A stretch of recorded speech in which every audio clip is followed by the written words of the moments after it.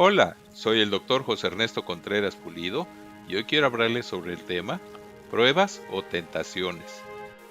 La epístola de Santiago o Jacobo es una epístola general, o sea, dirigida a las 12 tribus que estaban en la dispersión y a las congregaciones cristianas dispersas por todo el mundo.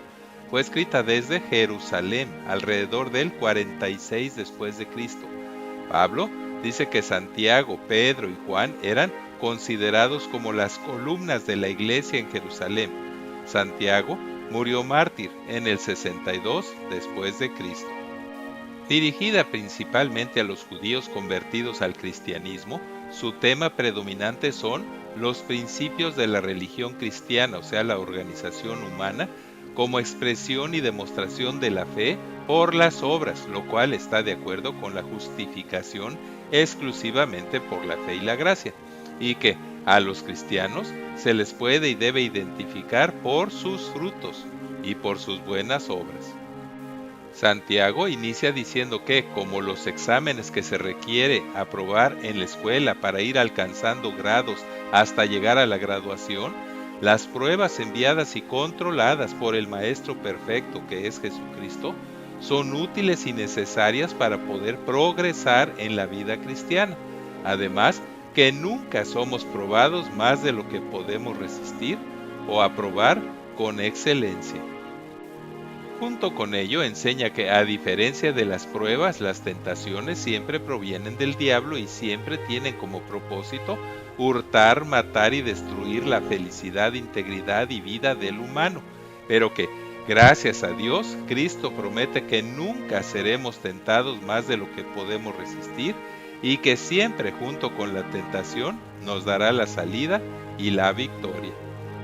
Además, enseña que para salir en victoria contra los dardos de fuego del maligno, no solo necesitamos enfrentarnos a las pruebas y soportar la tentación, sino que necesitamos la protección de Dios y la sabiduría que solo Dios puede darnos para discernir lo que es lícito, conveniente y de edificación, y cómo debemos actuar para salir aprobados y victoriosos siempre.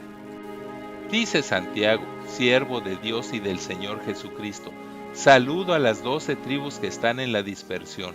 Hermanos míos, considérense privilegiados cuando estén pasando por diversas pruebas, sabiendo que cuando su fe es puesta a prueba, produce paciencia, mas tenga la paciencia su obra completa para que sean perfectos y cabales, sin que les falte cosa alguna. Si alguno requiere de sabiduría para salir aprobado, pídasela a Dios, el cual da a todos abundantemente y sin reproche, y le será dada. Pero pídala con fe y sin dudar, porque el que duda es como las olas del mar, que el viento agita y lleva de un lado a otro. No piense tal que recibirá del Señor cosa alguna, pues quienes titubean son inconstantes en todo lo que hacen. El hermano pobre debe sentirse orgulloso cuando sea exaltado. El rico debe sentirse igual cuando sea humillado, pues la realidad es que las riquezas pasan como las flores del campo que, en cuanto sale el sol, se queman con su calor. La hierba se marchita, su flor se cae y su hermosa apariencia se desvanece. Así también se desvanecerá el rico en todas sus empresas. Dichoso el que hace frente a la tentación, porque, pasada la prueba, se hace acreedor a la corona de vida, la cual Dios ha prometido dar a quienes lo aman. Y cuando alguien sea tentado, no diga que ha sido tentado por Dios, porque Dios no tienta a nadie, ni tampoco puede ser tentado, sino que cada uno es tentado, atraído y seducido por su propia concupiscencia. Es entonces que la concupiscencia, o sea, el apetito innato para hacer el mal, que es parte de la herencia adámica, después que ha concebido, da a luz el pecado, y el pecado, siendo consumado, da a luz la muerte. Queridos hermanos míos, no se equivoquen, que toda buena dádiva y todo don perfecto descienden de lo alto, del Padre de las luces, que es inmutable. Él, por su propia voluntad, nos hizo nacer de nuevo espiritualmente, por medio de la palabra de verdad, o sea, la Biblia, el Evangelio, las buenas nuevas de salvación por gracia y por la fe en los méritos ganados por Jesucristo con su sacrificio propiciatorio y su sangre derramada en la cruz, para que seamos los primeros frutos de su creación para vida eterna. Por eso, amados hermanos míos, todos ustedes deben estar dispuestos a oír la palabra de Dios, y sean prudentes y lentos para hablar y para enojarse, porque quien se enoja no promueve la justicia de Dios.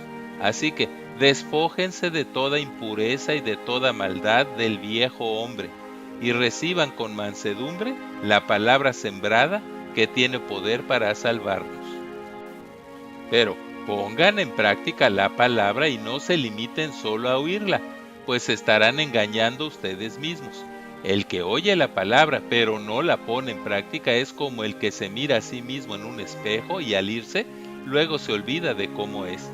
En cambio, dichoso el que fija la mirada en la ley perfecta, la ley de Jesucristo y de la libertad, y no se aparta de ella. Pues será dichoso en todo lo que haga, el que no se contenta solo con oírla y olvidarla, sino que la pone en práctica.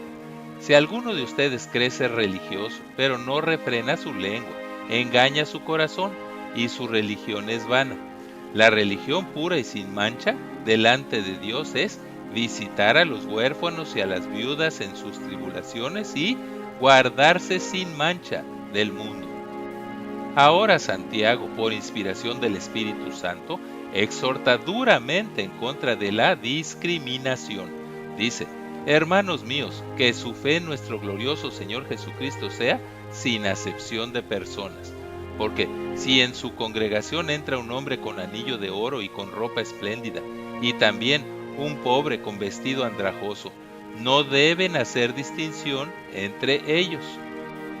Si miran con agrado al que trae la ropa espléndida y le dicen: siéntate tú aquí en buen lugar, y dicen al pobre: estate tú allí en pie o siéntate aquí en el suelo, ¿acaso no están discriminando y haciendo juicios malintencionados?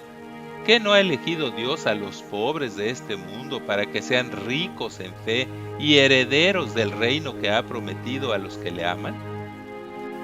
No afrenten al pobre, que no son los ricos los que le oprimen y les arrastran a los tribunales. ¿Acaso no son los que blasfeman contra el precioso nombre que fue invocado sobre ustedes?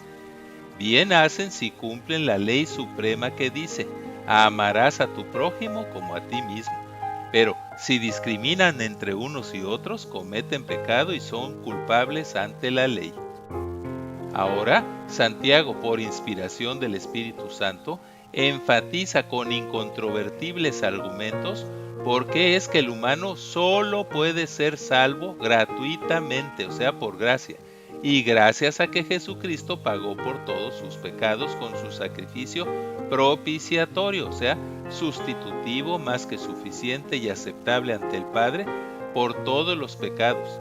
¿Y por qué solo la sangre de Jesucristo, Dios Hijo, nos limpia de todo pecado? Dice: porque cualquiera que cumpla toda la ley pero falle en un solo mandato se hace culpable de haber fallado en todos. Porque el que dijo: no cometerás adulterio, también dijo: no matarás. Así que si no cometes adulterio pero matas, ya has violado toda la ley. Así que hablen y vivan como quienes van a ser juzgados por la ley de Jesucristo, o sea, la ley del amor, la ley de la libertad. Porque juicio sin misericordia en el gran trono blanco se hará con aquel que no haga misericordia, y la misericordia triunfa sobre el juicio. Pero si hacen discriminación, cometen pecado y quedan convictos por la ley.